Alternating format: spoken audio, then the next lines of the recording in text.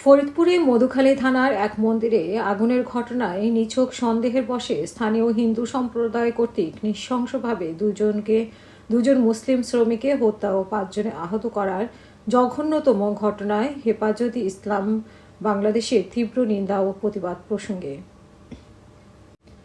আজ গণমাধ্যমে পাঠানো এক বিবৃতিতে হেফাজতে ইসলাম বাংলাদেশের আমির আল্লামা শাহ মইবুল্লাহ বাবুনগরী ও মহাসচিব আল্লামা শায়েখ সাজিদুর রহমান বলেন, সাম্প্রদায়িক সম্প্রীতির এক অনন্য দেশ বাংলাদেশ। এই দেশের অধিবাসীদের ধর্মীয় বিশ্বাসে বৈচিত্র্য না থাকলেও আবহকাল থেকে নিজেদের মাঝে সাম্প্রদায়িক সম্প্রীতি বিদ্যমান আছে। কিন্তু গত পরশু ফরিদপুর জেলায় মধুখালী এক মন্দিরে আগুনের ঘটনায় নিছক সন্দেহের বশে স্থানীয় হিন্দু সম্প্রদায় কর্তৃক নৃশংসভাবে 2 জন মুসলিম শ্রমিককে হত্যা ও 5 জনকে আহত করার জঘন্যতম ঘটনায় আমরা বাকরুদ্ধ।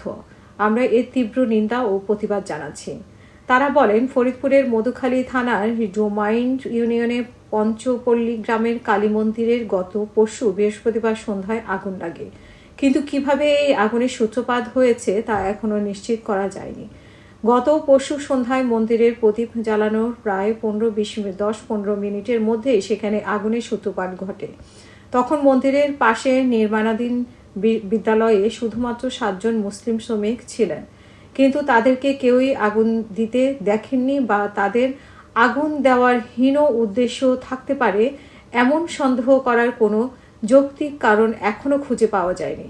এরপরেও শুধুমাত্র সন্দেহের বশে স্থানীয় হিন্দু ধর্মাবলম্বীরা তাদের উপর এই নিষ্ঠুর হামলা চালিয়েছে। এই ঘটনায় স্পষ্টতর সাম্প্রদায়িক উস্কানির শামিল।